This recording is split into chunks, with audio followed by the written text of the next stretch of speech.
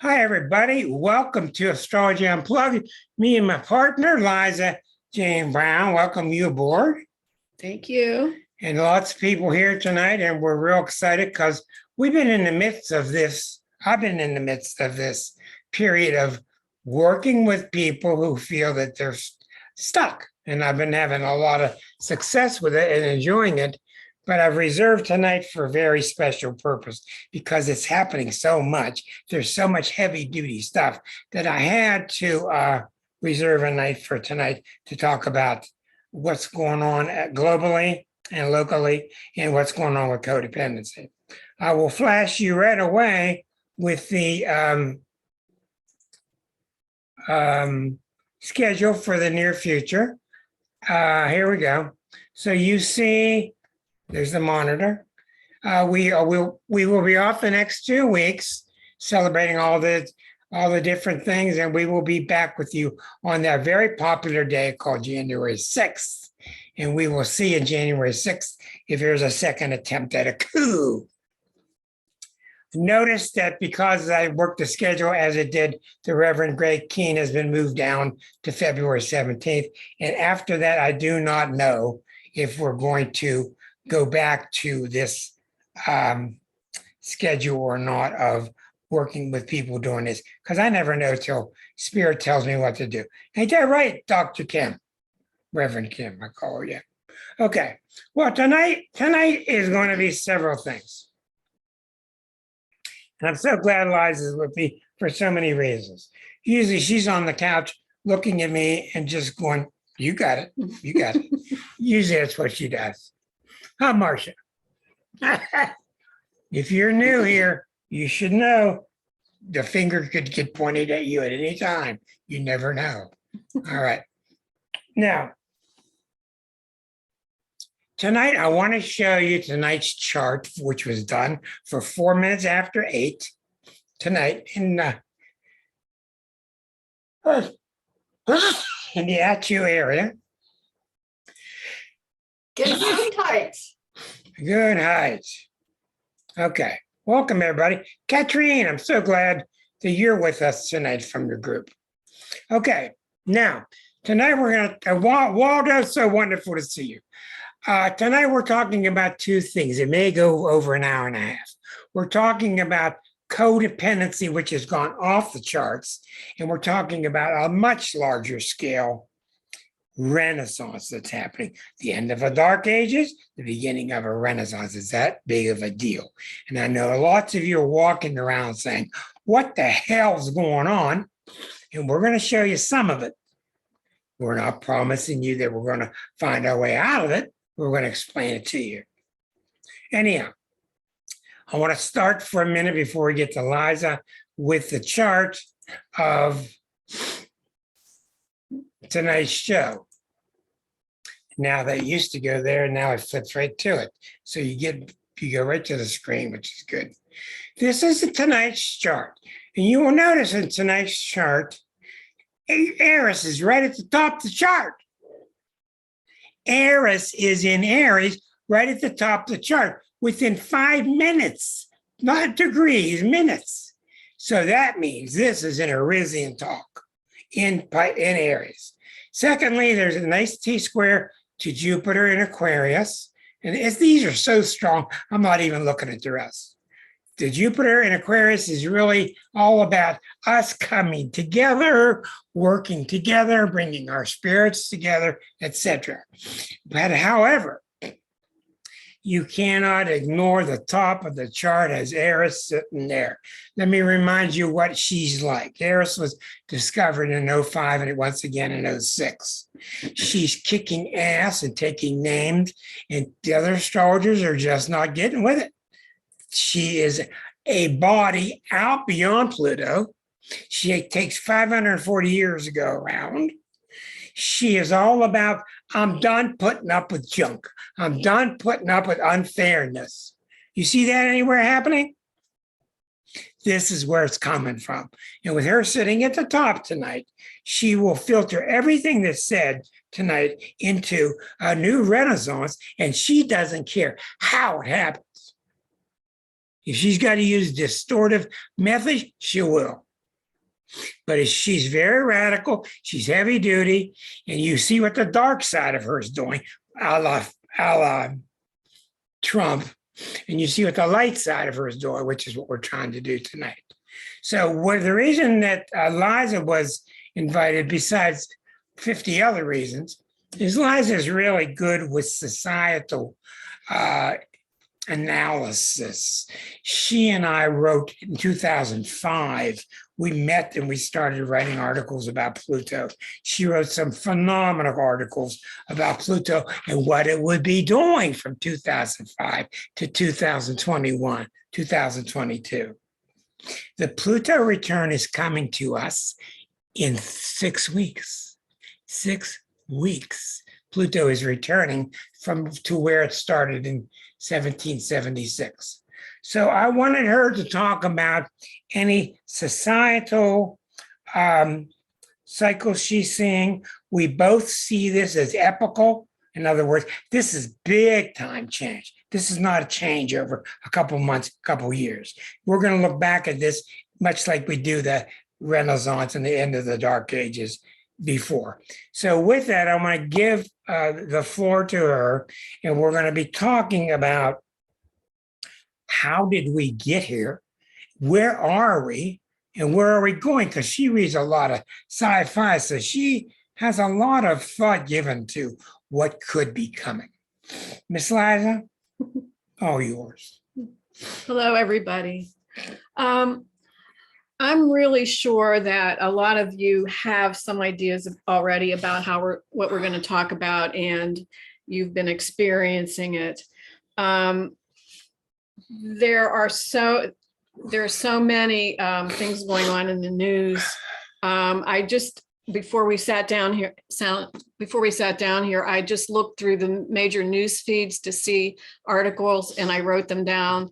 But I think that you're aware of what's going on in the world, socially, politically, with climate, with legal issues, and issues about all kinds of people who have been repressed and oppressed, speaking out, and hopefully there's a chance that those things are going to change. There are a lot of good things that are happening too, if we look for them in our own circles and in the world.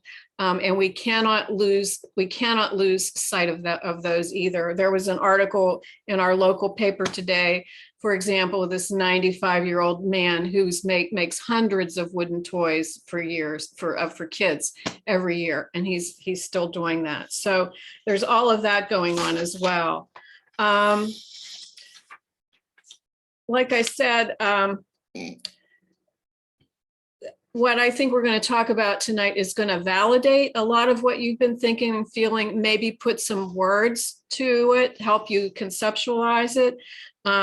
It's really hard to find a place to start with all of this, because the things that we're going to be talking about are really all interconnected. And if you're not aware of that already, this might be one of the big things that you take from this, is understanding how what's happening on what we would call the physical plane on Earth is happening through the universe, and is happening through ourselves all at the same time.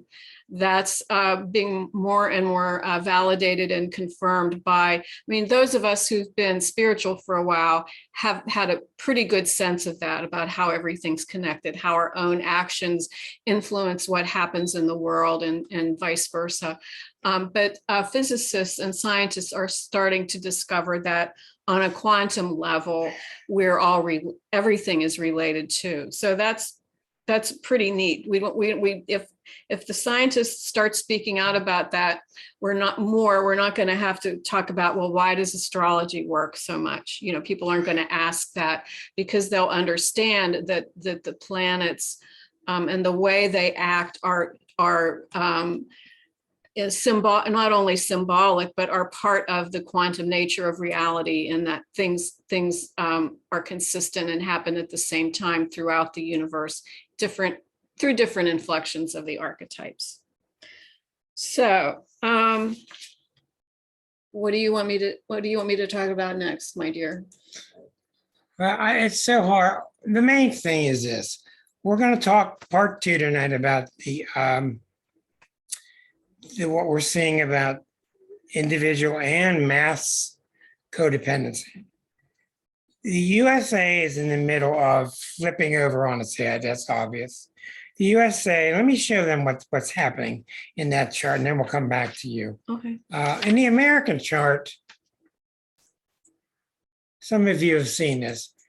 We're talking about a great big deal. We're not talking about something small. We're talking about something massive that's never happened to this country. Here is the chart. We don't know the exact time the country was born. This was rectified by some of our brightest astrologers, namely Dane Rudyard. This chart could be right. It could be off a couple hours. There are about 7 different birth charts for the US that nobody knows for sure because nobody wrote down the time. So when you're doing something, write down the time. New baby, new house, shake hands with somebody, buy a car, write down the time. You cannot do it a second time. Okay, so we have strong reason to believe this chart is accurate. Nevertheless, no matter what time the USA was born, Pluto is at 27 degrees. So when this country was born, Pluto was at the late degrees of Capricorn. And right now, Pluto in all these 236 years, 236 years, Pluto's gone all the way around all this time during the existence of this country. And right now, Pluto is right here. And in February, it's going to return. And when it returns, it is symbolic of, okay, I've left you alone for a long time. Let's come back and see how you've been doing. Let's give you a final report card. How have you been using your power? You've been using it or have you been abusing it? Need I say more? Also, Pluto return is a time of great renaissance, death and rebirth.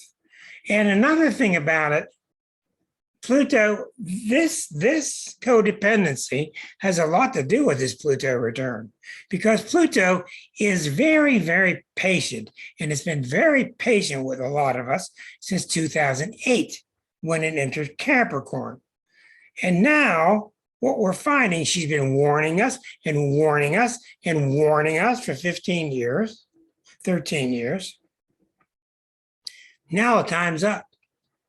And what Pluto is saying is you need to dig deep and find your own power inside you.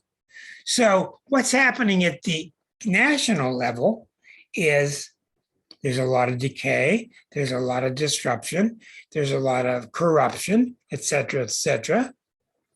But now it's really answer, get off the pot. Okay, get with it. So with this comes just a couple of short years ago, it went over our sun, which is in Cancer. So we're going through a massive identity crisis. And we are being charged with, okay, are you going to rebound? Are you going to pick yourself back up? Are you going to do it honestly? If you don't do it honestly, you try to cheat, Pluto won't let it happen. It just will not let it happen. And that's the Pluto inside of us that won't let it happen. So not only that, but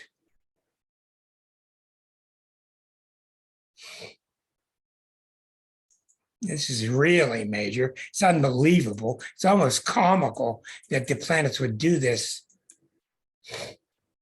at the same time, if it'll let me. Okay. Not only that, but Neptune is at 22 degrees. And in our lifetime as a country, Neptune has gone all the way around once. And it's now right here, opposite itself. And when Neptune is opposite Neptune, it is a time when the country is being tested to how validly are you spiritually? How valid is your spirituality? It strips you naked to look at you. What are you like really spiritually? So those two massive occurrences are happening at the same time with some other things. And this is why, being a Cancer country, we have Cancerian tendencies. We're asking questions like, when's it going to stop? When's it going to go back to normal, Rick? I don't like this. Everybody has taken for granted how we've gotten to this point. And we need to talk some with Liza about how did we get here? What really is going on? How bad are things? We can't predict the future, but what does it look like?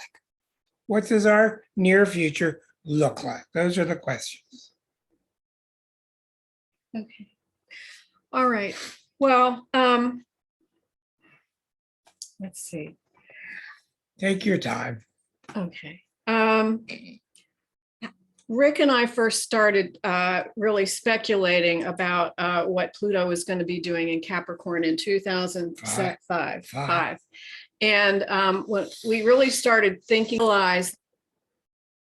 we realized that it had, of course, been going on a long time, the decay of the United States. And what Pluto and Capricorn did was just bring it to our awareness, because Capricorn has to do with all of our institutions and all of the things that we always thought would never change.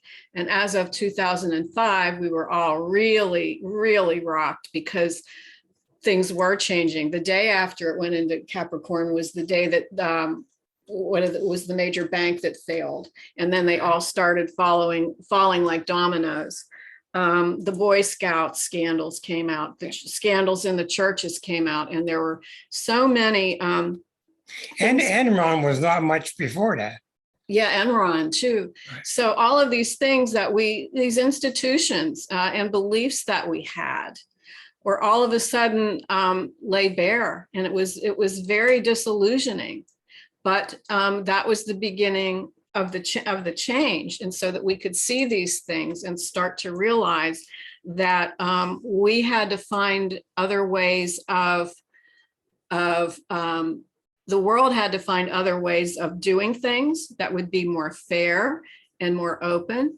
And we're not there, as you can tell, we're not there yet by a long shot, but that's when all of that first started happening. The thing is that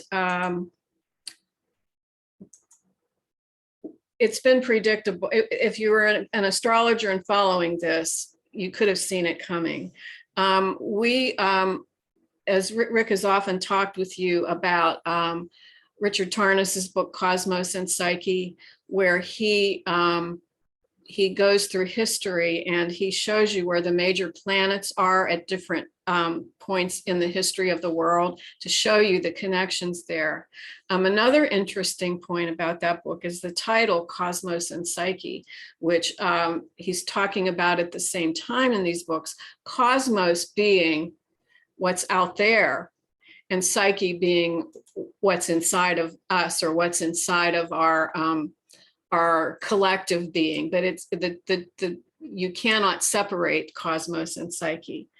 Tarnas talks about how in the early days of humanity, and I actually did some really, really fine audio visuals for you.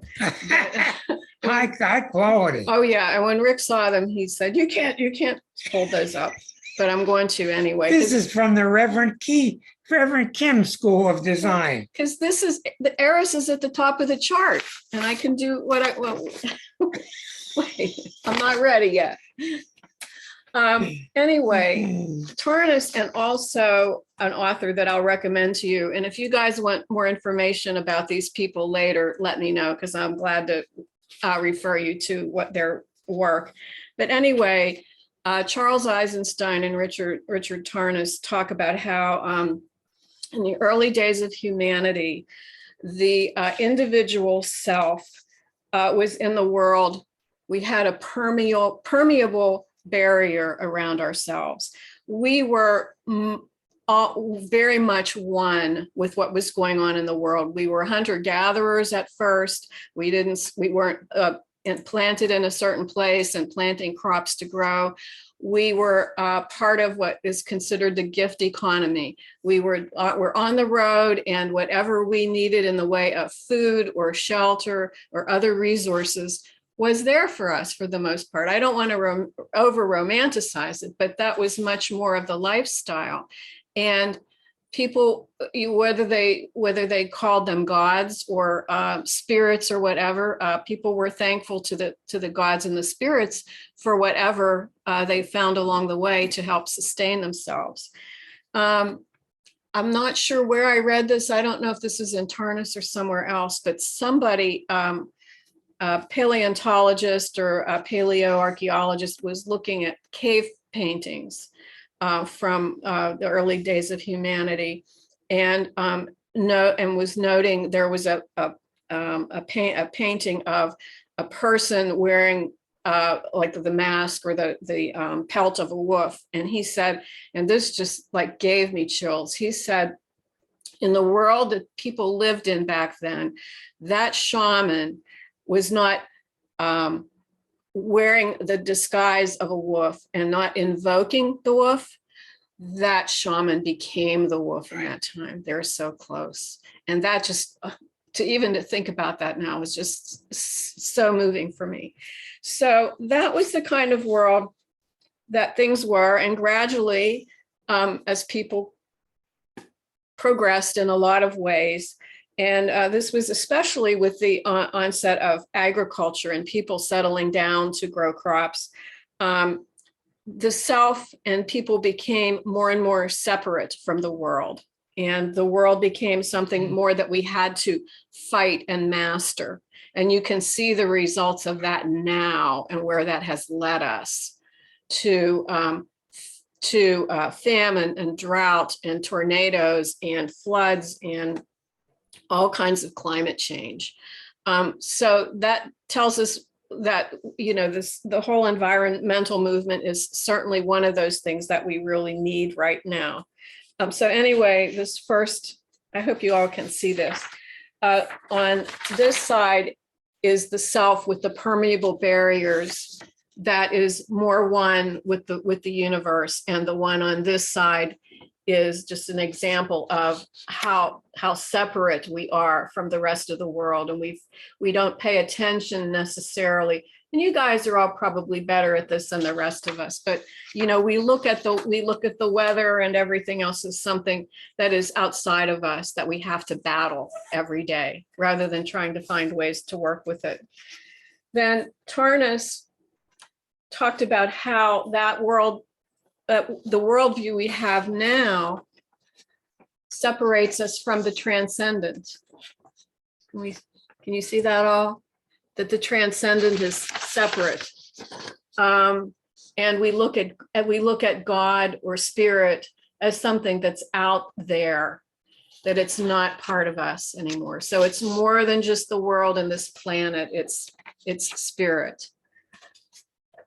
Is that graphic coming to you backward, flipped? Okay, good. I often think about, and I'm not going to get the quote right. I should have written it down.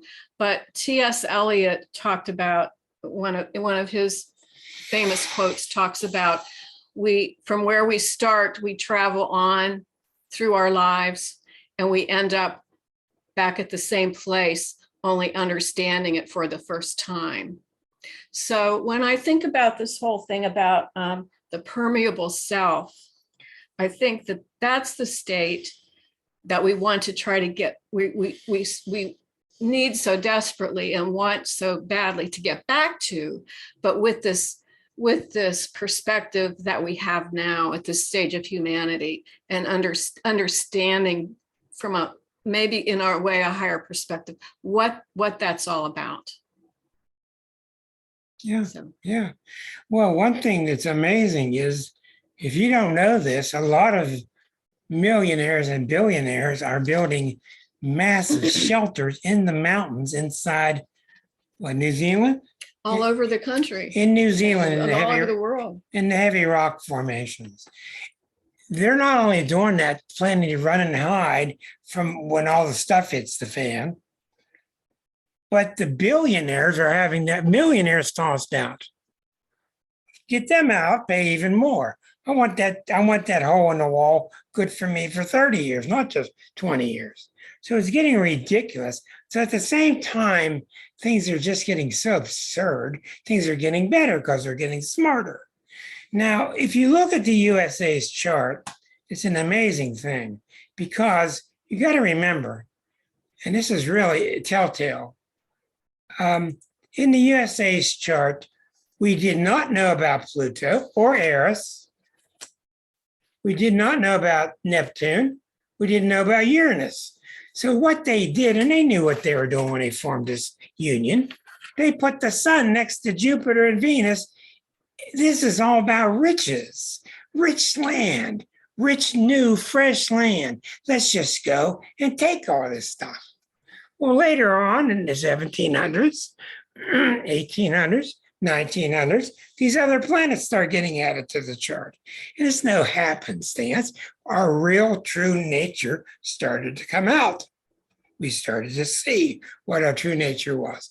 And we start to see in this nature, this is a country of grab what you can.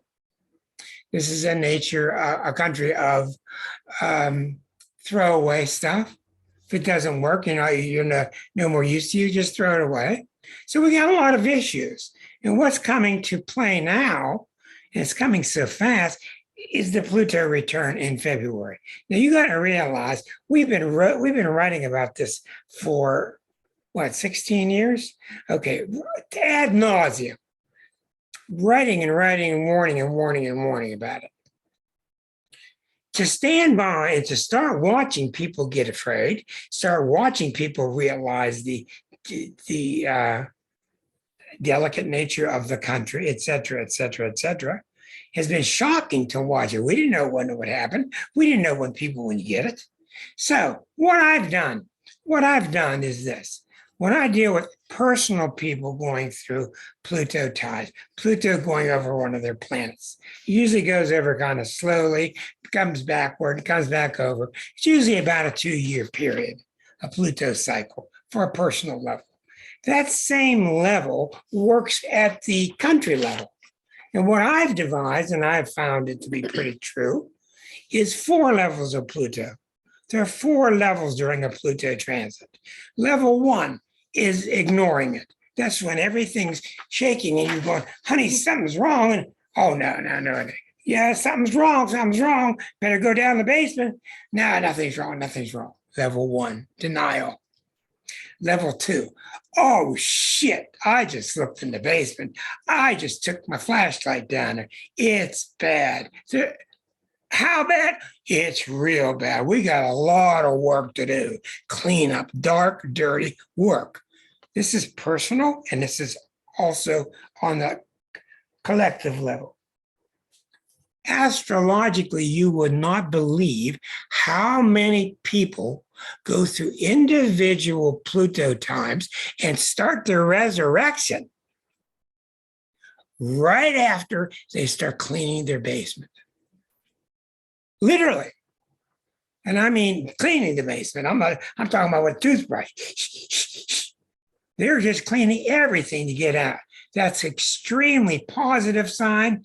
That's extremely symbolic of people are wanting to get into their heart cave and get the dirt out. Because when you start to devolve, you get junk in there, just like a carburetor gets junk in there. And when you start to clean up, you want to dig down and get that junk out. And we ask people, have you been cleaning your basement? And they say, what, do you got cameras in my house? It's just absolutely true. And when they do that, it's a very good sign that they're addressing the problem. So during the election, level 2 started to happen with the country. We started to realize, oh, there's some nasty crap going on. We better start dealing with stuff. On the personal level, the same thing. Level 3 comes along, not for the country, but for individuals. Level 3 is you're starting to see some light at the end of the tunnel. The dirt's still there. You're still filthy and you stink and you got all this work to do, but you're starting to see a little bit of light because of all this work I've been doing, all this cleaning, I'm starting to see. Level 4 comes along. Hopefully, that's far down the road. That's for people who have gone through, they've transformed, they've got their power, they've conquered, they're up on their big thoroughbred, and they're riding into the sun. What's happened in the United States is we went through a terrible level 1. We went into level 2, and it really stinks. And what's happening now is about half the people are running back to level 1. They're going back to denial. And the way you go back to denial is this. This is what allows you to go into level 1 again, denial. Well, I knew it was fine all along, except for the damn Democrats, except for the Republicans, except for the Democrats, except for the Republicans, whatever. And this just doesn't work. And this is no time to slip one past the teacher, because during a Pluto return, you do not cheat Pluto. Do you know who knows Scorpios in your life? Who knows? Raise your hand. You know Scorpios. Did you ever try to slip one past them? You're not going to do it. They're not going to do it. They're just too shrewd. So it's very sad. It took me a while to realize we have headed back into level 1. Now, those people going back into level 1 are going to get smashed. They're going to come back into level 2 because you're going to clean up your junk. You're just going to. Now, another thing about Pluto. Pluto is very personal. Pluto is very altruistic. It's a loving planet. You read all about Pluto smashing and death and rebirth. It's not like Eris. Eris is even worse. But Pluto really wants what's best for you. And Pluto, we have seen, has been giving us breaks one after another since 2008, 15 years, 13 years, 13 years till 2021. It's been giving us breaks, it's been warning us. Those are the friends that you see that are being codependent and have a wreck. The wreck is a warning. Then they get sick. That's another warning. Somebody else dies. Then this happens, and that's a warning. Pluto will warn us because it's saying, look, I'm not letting you skip town. You need to drive inside and find your own power. And I'm giving you these warnings. And I just kept going, my God, how many warnings are we getting? And then about 3-4 years ago, I discovered this is not Pluto. This is Eris and Pluto. So what Eris has done, since she's come on the market, she's combined with Pluto because they're at a right angle to each other. They're traveling like this. She's encouraged. I don't know what's going on in their secret little back alley handshake. I don't know what's going on. It's never happened before, ever. But the warnings are over. The warnings are over. And what is happening now is people are going over the edge. People are going over the edge. They want to go back to where we're safe. You can't do that. They want to continue hanging on to somebody who's going to keep them from drowning. You can't do that. Eventually, you got to learn to swim on your own. And this group of people here is evidence of a lot of good people who are trying. They're trying. They're trying to work better. They're trying to get smarter. They're trying to be good people in their community. They're trying to help out lovingly, et cetera, et cetera. And you'll see later on how our talk about codependency is directly related to all this. The thing that we obviously need is we need Aquarian energy. Now, the Capricorn has done its part because Pluto's been in Capricorn for 13 years. And Pluto, and all ad nauseum articles I've written about it since 2005, Pluto has been showing us what the pus is like. Where is the corruption? And what has happened is if you look at the American and put the American on the operating table and you see the corruption here and you cut them open and there's corruption here, you cut them open and there's corruption and there's disease here. Well, how much can the patient take? How much can it take? And people ask me all the time, well, what do you think's going to happen, Rick? I say to them, what do you think's going to happen? What do you think's going to happen? Because it's not my job to make you feel better. I wish I could. It's my job to tell you what the planets are doing in my expertise of seeing this. And we have never had anything like this before, because whoever figured this out to bring us Pluto square Eris at the same time, some kind of clown, some kind of evil clown, because Eris is, I don't care what I got to do. I don't care what I got to do. Look at these people loose on the Capitol January 6th. That is the dark side of Eris. I don't care who it is. I'll just put a gun in their face and shoot them and put up a news on it. It's just completely irrational. And we're going to get the bad guy. And Eris is all about stopping the unfair, stopping the unjust. And there's a lot of unfair and unjust to stop. But you can also get it twisted like Trump does. I mean, what's he use every other sentence? What word does he use every other sentence? The word unfair. It's like a big baby sucking its thumb. It's unfair, it's unfair, it's unfair. Well, now we're at a much higher level now, where we're starting to see rising seas, rising temperatures. It's scary and hell to live anywhere in the west of this country. It's happening overseas. And what we're realizing is we have to come together. And coming together is not a Capricorn energy. It's an Aquarian energy. So it's like this. The Capricorn energy from 2008 till now has shown us what's been wrong, what's decayed. And its other job is to suggest other healthier institutions. And they're so bad, we can't even think of one. We can't think of one that would work. Socialism, would that work? How about democratic socialism? Would that work? How about democracy? Would that work? We don't even know. We're trying. We're trying. So we move on, and we have to see what will work. So as the Pluto return hits exact, it's always worse on its first attempt. It's exact on February 20th. And these things don't hit exact to the day, they're whole general periods. It's going to seem like the seams are busting and everything's just falling apart.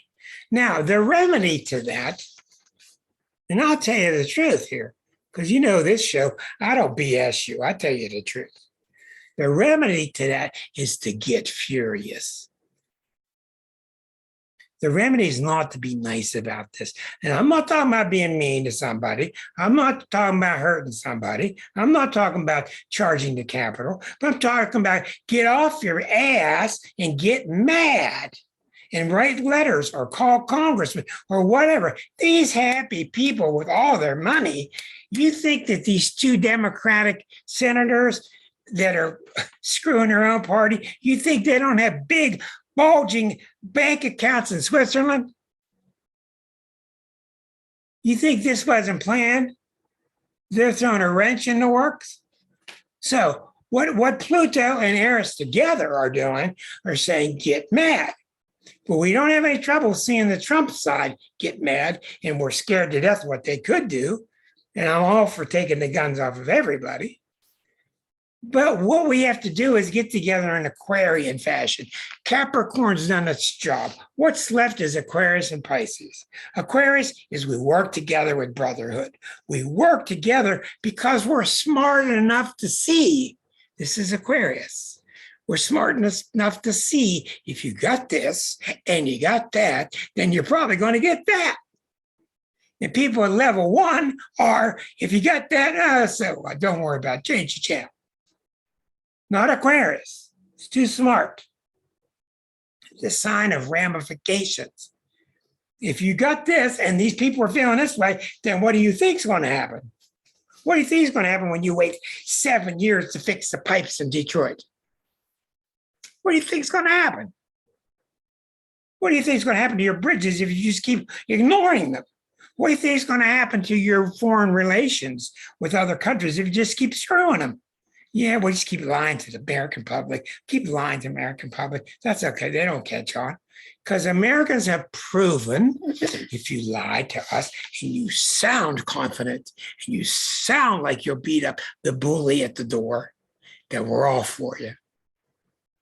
Pluto return is not going to allow this to happen. The Pluto return is going to happen at least 3 times over the next couple of years. When it's close, it's going to be really obvious. Things like oil spills, things like plate tectonics erupting, Pluto stuff that we've written about, power grabs, power changes. And we were talking tonight, if the USA starts to weaken and go down the path that other empires have, who's left now? It's going to be the Chinese and the Russians. It seems. Well, that doesn't look very pretty. So what needs to happen is the Aquarian voice needs to be heard. We're not ready for the Pisces voice. Pisces is very advanced. It's very far down the road. That's a total spiritual solution we're not ready for. We need the Aquarian solution. And by coincidence, we don't know, but the age of Aquarius is dawning about now. I've always thought it was around 2025, not 1967, with the fifth dimension. Okay, and the moon is in the second house. That happens once a day. And Jupiter aligns with Mars. They got nothing to do with peace. So the song was pretty, but the lyrics were screwed up. So Aquarius means no. You mess with me, you mess with my brother. You mess with my brother, you mess with me. We can't go back to the Cancerian nature of our sun sign, which is you mess with my family, you leave us alone. I don't care what happens next door. I don't care what happens next door. As long as me and my family's all right. We can't do that, and that's what we're doing. That's what we have been doing for a long time. And what I've been learning by being in TTC group and studying in groups like this and similar things, there's a lot of outrageously wonderful people out there. Just outrageously wonderful people. But they make the mistake of being new agey. Oh, don't say anything. Oh, you don't want to sound greedy. You don't want to sound loud. Well, you could keep your mouth shut and go over the edge. It is time to raise hell. It is time to raise hell. So with all that stuff I just gave you, my dear, you should have something to say. Well, Aquarius is not necessarily known for being quiet. If you're Aquarian and quiet, there are other things going on in your chart. Aquarians do want to speak out. They definitely want to make it a better world. And one of the things that we were talking about tonight is if you're familiar or not with David Hawkins, but this is a man who, before he passed away, did a lot of work and research on consciousness. And he really promoted the idea that the positive energy and good deeds of one person uplift numerous people. It's a good positive thinking and love cancels out the hate and any kind of bad energy from numerous. I think he talked about 1,000 people. He actually gave us a scale where if one person gets enlightened, it affects like 100,000 people, etc. And if 15 people, it would be 200,000 people. And that scale it's hard to look up the exact numbers, but we see the point. And that's really what brought me out of today, where I was pretty dismal in the morning trying to think how we're going to get out of it. And the answer is provided to us by the Course in Miracles and other groups, that there's only one mind. There's only one heart. There's only one. And that's not inference. That's not a pretty little picture. That's the truth. So as you heal yourself, you heal others. That's a very Aquarian principle. Yes, and it's also very consistent with the ideas of Buddhism and early Christianity, and probably if we're lucky, we may unearth some more records about what Jesus really said because there are very, very few times in the Bible, as we know it, where Jesus is quoted. But most of those times when he's quoted, I'm not a biblical scholar, but he's saying things like love one another and take care of your neighbor. He wasn't talking about persecuting people or judging people. He was talking about forgiving people. So, and like what I was thinking, what you're saying, on one end, you see that the human race has far from conquered 101. Jesus 101, we still haven't learned that one lesson. So how are we going to learn the one on the other end, which is we're all one mind? So we got our work cut out for us. well, We do. we do. And Pluto is still in Capricorn, and we're seeing some good things come out of that, hopefully. But the thing is that Pluto is going to be going into Aquarius spring of 2003. And of course, Pluto moves slowly. Things aren't going to happen overnight, but you're going to start seeing a shift in energy. And hopefully it's going to be more the positive side of Pluto in Aquarius, which we're going to have to think about this and have a show about that sometime. Well, we're going to do a lot of work about what Pluto will mean in Aquarius in 2023. 2023, that's right. But so Pluto going into Aquarius in 2023, I've always thought or hoped that was going to be the segue into the age of Aquarius, because Pluto's energy is so strong. Plus, people need to know the ages don't happen in 1 minute. No. One day. They happen over decades. It's a gradual thing. Each age is 2025 years long. So we've been backing up in Pisces all this time since Christ. We're now backing up into the age of Aquarius. A couple of other thoughts I had while Rick was talking are just we can't see things in our time as totally hopeless. There are things that we can do. I wanted to make two points. One, I don't know if any of you are familiar with the songs of Leonard Cohen, but there's one line in one of the songs that keeps going through my brain, and in relation to, the terrible things that are happening in the world. And he says, there is a crack in everything, and that's how the light gets in. So that crack is where we can begin to change.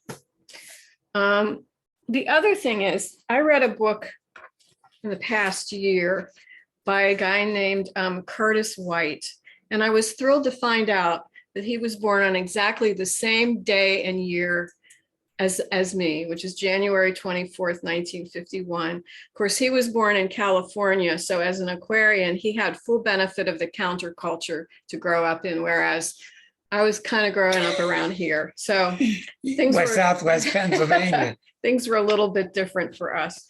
But I do read a lot of speculative or science fiction, and a lot of that is dystopian as opposed to utopian. So, I mean, if anyone is a sci-fi fan and you want to talk about all that sometime, let me know. But Curtis wrote this book called Living in a World That Can't Be Fixed. And his message as a member of his message was influenced a lot by being a young man in the middle of the counterculture. But he talks about how corporate America, the corporate world and corporate business have really taken such a large role in creating a lot of negative things about the way we live, and how they have destroyed community, and how a lot of community is about our place where we live and how that has changed. Like there are the same McDonald's and Walmarts everywhere and the same gas stations. And sometimes you can't really tell one city from another or one part of a city from another. And he talks about how we should, if we want to try to change the world, which I kind of hope that we do, by becoming involved in whatever issues we think are important, but also it's the way we live as individuals and people. I mean, it's beyond, practicing like recycling our garbage and stuff like that, which I'm sure that most of us here do. But he talks about recreating community, like finding a group of people or taking a group of people, friends or whoever, who have share a passion or a lifestyle, whether it's baking bread or making music, or you're interested in people living with people who are like you on the LGBTQ spectrum, or whatever you have in common with a certain group of people that you love, and creating a community and not waiting for the world to change. I mean, you can keep trying to change the world, but you're still here now, and if you could create a community and a life that is enriching and makes you happy, that energy is only going to go out and help change the world, because it's all positive energy. Look what I have done. I mean, I started in Pittsburgh in 2003 and built a community, and we've been on the air over 5 years because my friend Colleen, who's out here somewhere, she said, Rick, you need to start a show and start videotaping this. And so I did, and we started talking this and that and this and that. It's not the greatest show in the world, but we come together every week. We have interesting things to talk about. We have some wonderful guests. We certainly have wonderful people. And this is all just to say that you can do a lot too. And quit listening to stupid people. And I'm telling you, most of the people around you are not really bright and that enlightened. Listen to yourself. Don't listen to me. Listen, most people I talk to got great ideas. And what the planets are doing now, you've noticed me in the past several months, telling them, you got a big idea? Good, make it 10 times bigger. That's what the planets are doing. That's how outrageous this Eris is with Pluto. And these people say, well, I'm thinking of selling my house and getting a van and going around the country. Good, go do it. And she's out there doing it, she's having a great time. It's happening everywhere. And if I talk to each one of you, you've all got your ideas now. And I'm going to tell you what, spiritually and astrologically, you will be supported by the planets when you do this. And the reverse is true. When you cower and push your energies down and run and hide, well, guess what happens? It's time to pick up, have some balls, have some energy, have some passion, go forth. And over the next several years, if you've got crazy, strong, powerful ideas, there's all kind of people that are going to jump on ship with you. They're going to, because they're most likely based. Where do you think that comes from? It comes from the Holy Spirit. It doesn't come from you. There's another thing that's happening now, and maybe we'll segue into the codependent thing now. This is the time to stop talking about individuals. We just don't exist. There are no individuals. It's time to bring out the heavy weaponry. It's time to start talking about the heavy weaponry, because a lot of people I talk to, oh, I want to be an individual too. I want to be with God too. I want to put him in my back pocket whenever I want him. Then I'll pull him out, now and then. There's only one of us. That's what Jesus was telling us. That's what Buddha was telling us. The whole point is you've got your voice. You've got your own mannerisms. And I have a little thing I tell people, take it or leave it, and it goes like this. You do not have the right to suppress goddess energy. You do not have the right to suppress goddess energy when she wants to speak through you as you. And that's what we're doing. I want to be an individual. Nobody touch me. No, you don't. That's why you're miserable. But I think I'm God connected. I think if I pray, we want to turn prayer off and on. You are connected. We are in the age of quantum forgiveness, quantum mechanics. You are connected. Huh, Dr. Kim? You're damn right. We are connected. And the more you give up and give into it, you all know that the greatest things that happened in your life just came to you. How now did it come to? I don't know. How do you write that song, Mr. Dylan, Bob Dylan? I don't know. It just happened. How'd you do that? I don't know. There's only one way it happens. God works through us, All these planets are symbolic of archetypal levels of God energy, whether it's Pluto inside you trying to enhance and get you to own your passion, whether it's Neptune inside you, and it's going to be heard, and Neptune is going to break you up if you try to get too earthy and too selfish. It's going to lean you towards being one with your brother and sister. If it's Uranus involved, Uranus is going to drive you nuts till you get with it and start getting with new ideas and come out of the safety of the old. Whether it's Saturn, and Saturn is so demoralizing, and so it's looked at as such a bad planet when it's not. Saturn's just, let's get things to work. Let's get things to work. So an astrologer, we have our place. We can find out what's going on in your particular chart. But when we look at the charts of the masses, when we look at the charts of all of us, we see something different. Another thing, people don't want to believe this, but it's true. When you're the boss of a corporation, whether it's 2 people or 2 million people, when the boss's chart of that corporation gets hit by something, the whole corporation goes through it. He's the head. She's the head.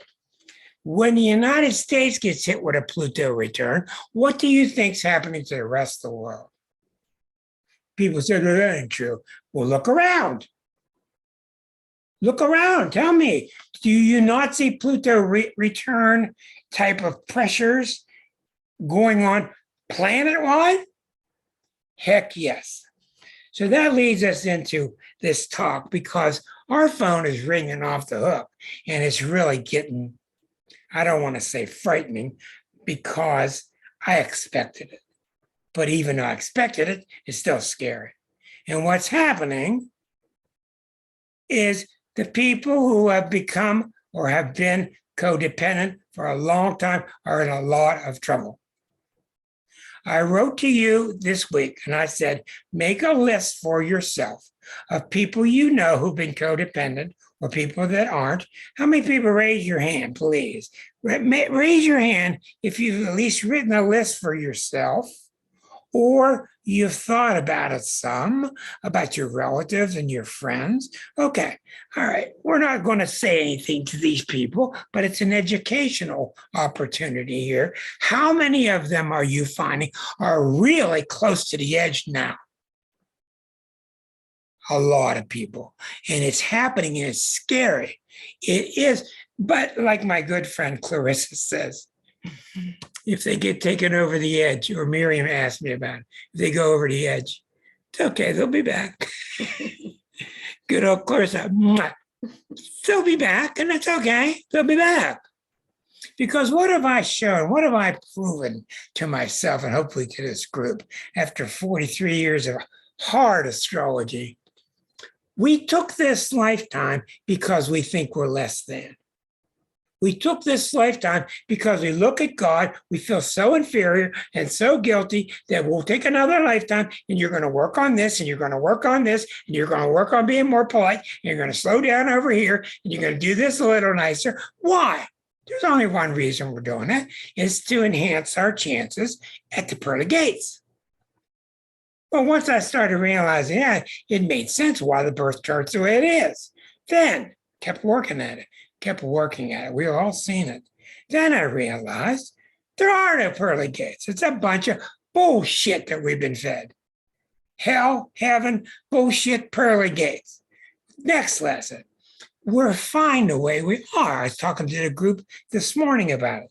We're just fine as we are. Who do you know that when you remove your ego a little bit, take it back a couple steps, who isn't beautiful? Who do you know that isn't beautiful and they aren't wonderful as they are? They don't need to change anything. Maybe they stutter a little bit. Maybe they need a little better job. But how would people be if they stopped hassling themselves? What do you think an astrologer is come in and do the repair work on somebody that's beating the hell out of themselves. That's what an astrologer is. Right or wrong? Right. You talk, I'm tired. We're going to go on with codependency. Yes, ma'am. That's what's on the score table right now. We're going to go on with codependency. Yes. Okay. That's changing your notes to the score to the codependency page. Well, What is codependency? who has the gift of gab like Rick? And I do need notes. Well, codependency is when I don't know if I have to explain this to everybody. They might be able to do better Your than me. opinion. Well, it's when your being depends upon another person Right. in an unhealthy way. Right. It's not interdependency, which is the way that Right. a healthy way of interacting with people and people kind of sustaining each other. But when someone is codependent, they're relying on one other What person. does that mean in an unhealthy way? How can I be dependent on you in an unhealthy way? Think about that. These are worth thinking about. How does that happen? Well, your sense of self, Right. your ability to do things that are challenging and would help you grow. Mm-hmm. My mother used to stop my dad from the old country. All he wanted to do while he's in America is go visit his family. You know, he worked hard. He wanted to go visit his family. And he would give in to her. I don't want you going to see them. And he wouldn't go. Crazy. He should have just gone. It tore his heart up because she was too jealous of how they looked and lovingly towards him and not towards her, whatever it was. That's a good example. It's a good example. It's a good example of her poison spreading through the family. Sometimes the other person in a codependent relationship, the one that's being depended on, becomes dependent upon the other person for their identity. And it's Right. easy for that person to make excuses for growing themselves. I can't do this. I can't do that because I wouldn't have time to do this for that person, or that might upset her. Right. So that's basically codependency. Right? Exactly. I got a client right now who the wife wants to move to Florida. He doesn't want to go to Florida. He's in Pittsburgh all of his life. Been married 43 years. She wants to go to Florida. He says to me, looks like I'm going to Florida. I say, why? He says, because she wants to. Then I go, zip. And the problem with it is if he goes to Florida, he will die. He will die. Maybe his body's alive. Maybe he's still going hi to the neighbors. But he's dead because he's giving no respect to his heartbeat, no respect to his love in his heart and what he wants to do. Isn't that what a marriage is? You kind of compromise on things? But that broke my heart when I heard that. And I'm seeing it all around. I'm seeing it all around. Now, Liza, it's not only happening all around, it's getting scary.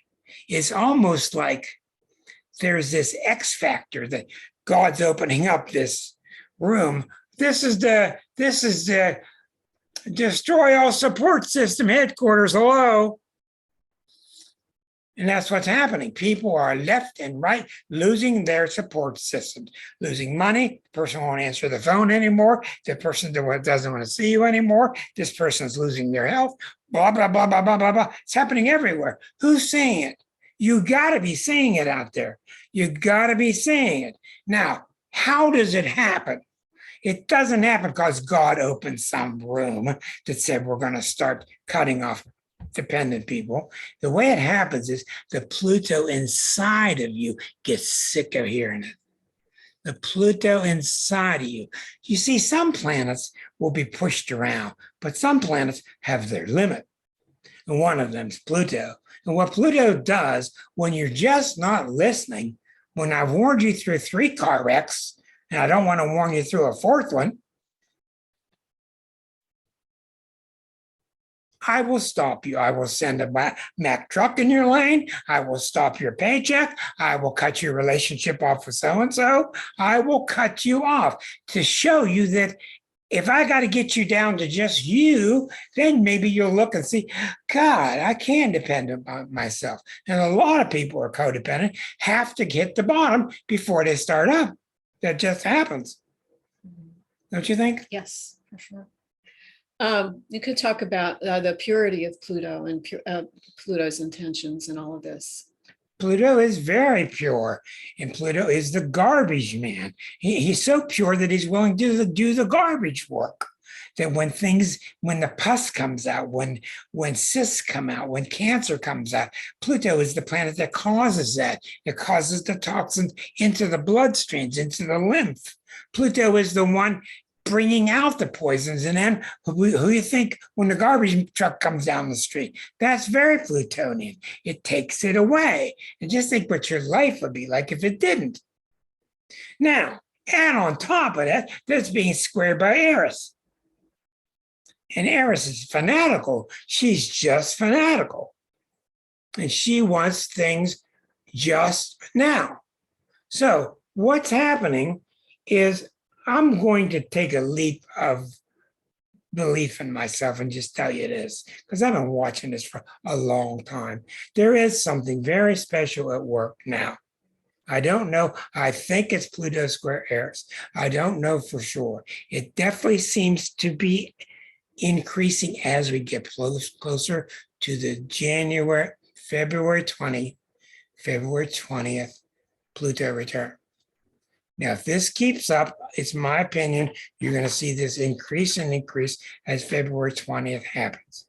The way you deal with yourself is I don't have to tell you. You know what you got to get rid of. You know what you got to let go of. There's no big debate about it. You know what it is. And this stuff, the old days, oh, Rick, when's my loved one coming? When's that hunk of meat coming to me this weekend? When's he coming? That's the way old astrology was. Not now. Now it's all about what's my life direction? What's my life direction? What's my life direction? That's what people want. Well, here's the analogy I use, honey. I use this analogy for people. You're sitting in an airport. Let's use the Reverend Kim because she's so playful and so agreeable. You're a very codependent woman and you're sitting in an airport and I walk by you and I'm a very healthy man. Well, I'm going to say, hi, how you doing? And I'm going to sense sooner or later, I'm not getting involved with her because it's going to be codependent. It'll be a mess to get out of. You all know. Second scenario. I'm walking by you. I'm real codependent. You're real codependent. Hey, how you doing? Hey, have a drink. How you doing? What's the nonverbal dialogue? I can hide behind you, and you can hide behind me, and it'll be great. And we'll have great sex for 3 weeks, and then it'll end and blow sky high, and we'll blame each other and maybe want to kill each other. Third example. I'm normal. I'm walking by her. She's in the airport. She's normal. I said, "Tell me how you doing? How you doing?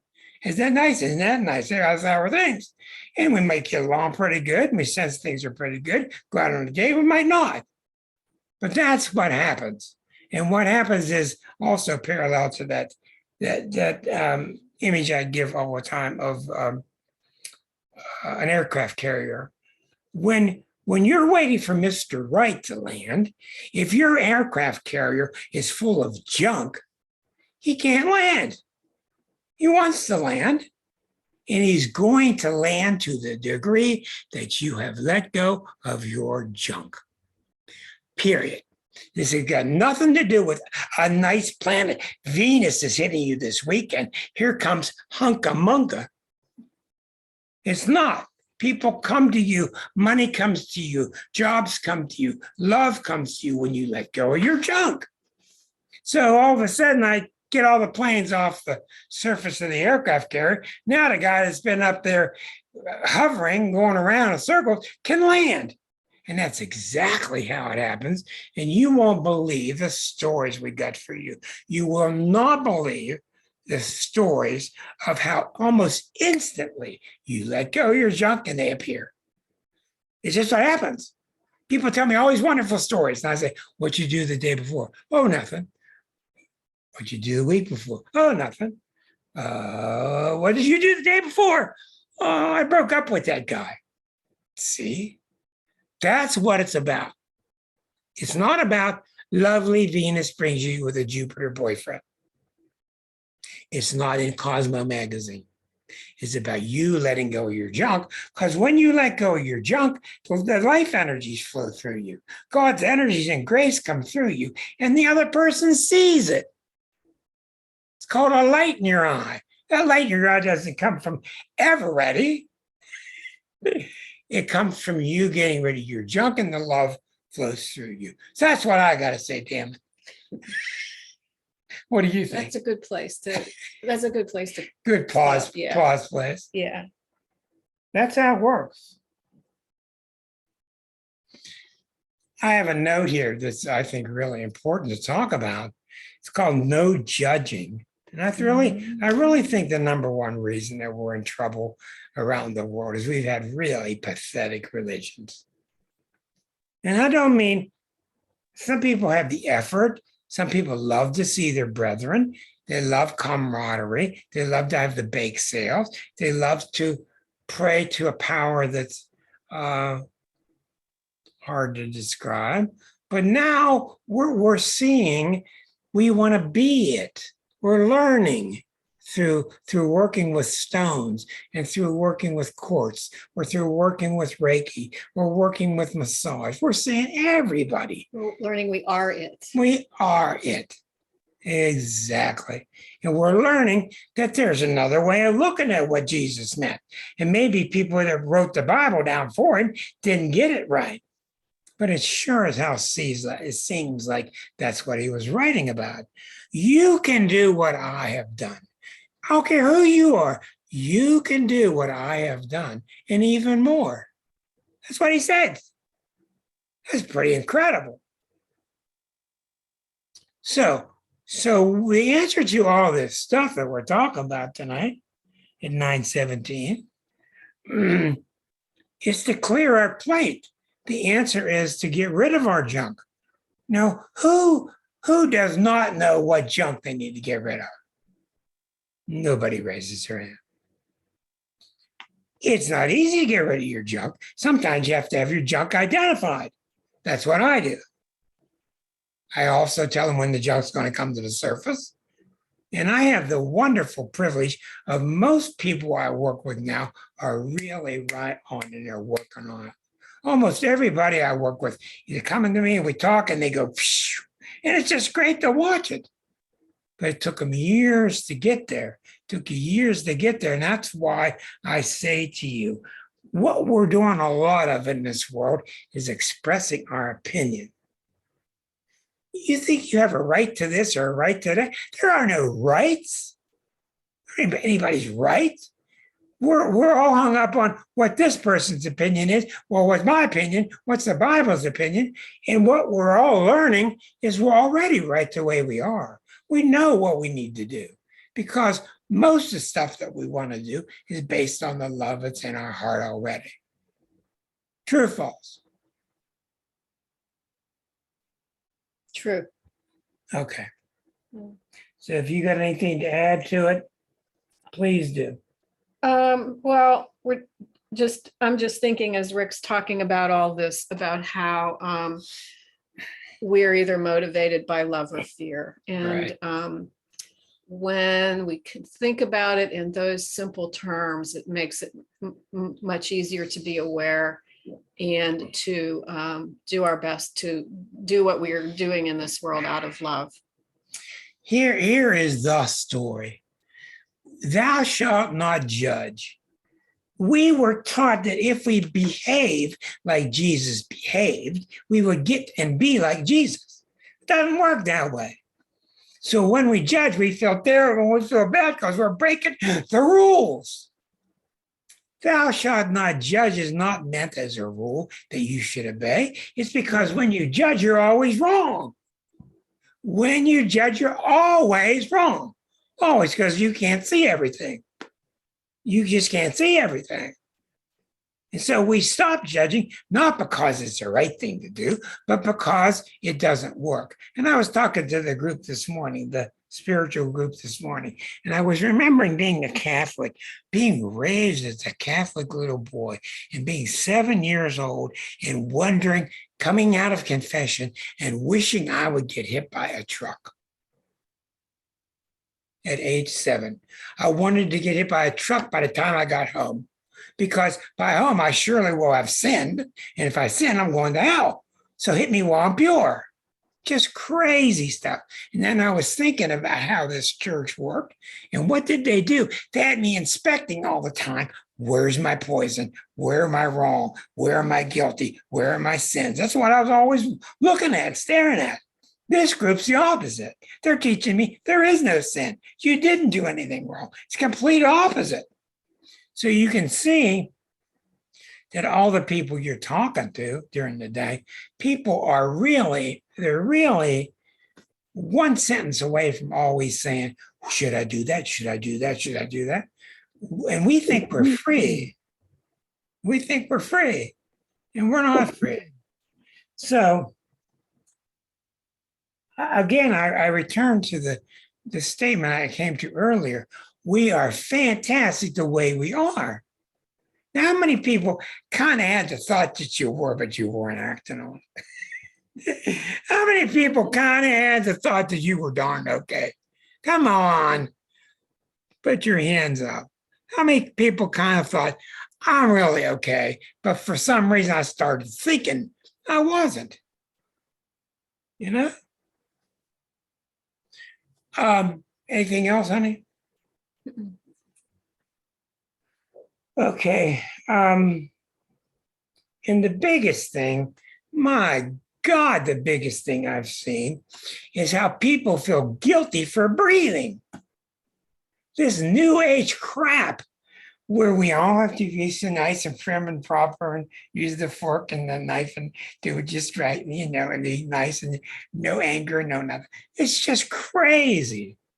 It's just crazy, these expectations we put on ourselves when we're all pretty darn cool the way we are. Now, as far as the big questions, when's all this going to let up? It's not going to let up. It's not going to let up. Is it going to let up later? I don't know. The planet's going to pass by. I don't know. Look around. Tell us what you see. Look around. What do you see with your neighbors and your friends and your relatives? Who's acting in a morally upright position? Who's going to be the MLK of our age? Who's going to stop the racial stuff that's going on? I don't know, but all I do know is it starts here with me. Say one thing. Of course. Along those lines, the Dalai Lama several years ago, if you know what a Sangha is, it's a collective of Buddhists that study and maybe live and worship together. But the Dalai Lama said that he did not think that there would be another single Buddha come along when he's gone, that the next Buddha is going to be a Sangha. And I thought that was very, very, very telling and so symbolic of us, more people sharing the ultimate wisdom and working with that to help to enlighten themselves and the world. So, all I know is we've got a fantastic group here. This is the largest group we've had in 5 years. I'm real happy about it. I'm real glad to see everybody. I feel very heartwarmed by all the people that come. And I don't know what it does to you as you go off into your world. I don't know where else you can get something like this. I'm encouraging all of you to start your own little group, whatever fashion. They're all a little bit different. And in the remaining time, please raise your hand. And if you'd like to say something or ask something, let's come to you. And hopefully we get to several different people. If somebody has something to say or something to ask, please raise your hand and we'll get on with it. I see a hand that's sort of raised, but I'm not sure. Dr. John. Okay, anybody else now? Come on, anybody got something to say about the topics that we talked about tonight? What do you think about it? What do you want to add to it? What do you have to say in the conversation? Yeah, Erica, dear, go ahead. I think from the industrial age, they started separating us from each other and from our communities, took people off of their land, turned them into machines, It actually started with fighting each the other. agriculture age, is where it started. Agricultural age. Yeah, that's where it started, because that's my land. Get off my land. You stay on your land. But the industrial age certainly Yeah. speeded that up. Exactly. Yeah. Exactly. You're exactly right. It's been a long time. We've got a lot of thinking and fixing to do. Yeah, we do. And we're awful damn powerful together. Yeah. We're awful powerful, and we're really pretty weak with being by ourselves. Thank you, Miss Erica. Go ahead, Sarah, please unmute yourself. Then I'll come to Kim. I'm asking, Okay, there you go, you're off. Okay, I've been seeing things by some astrologers and psychics on the internet saying we're due for some big apocalyptic something or other.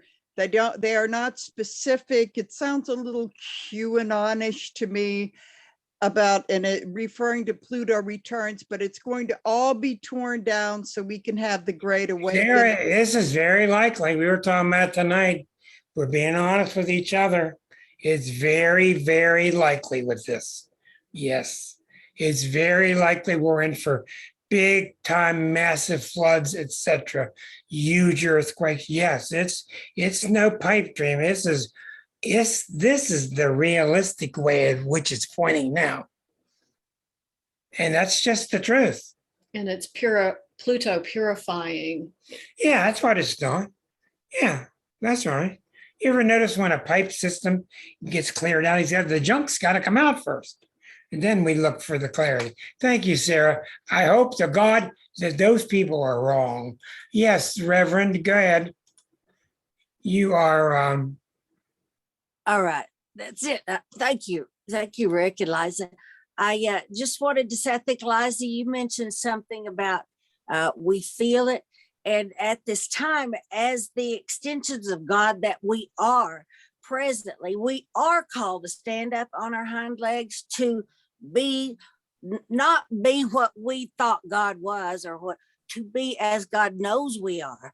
And that's what A Course of Love says, love, which created us.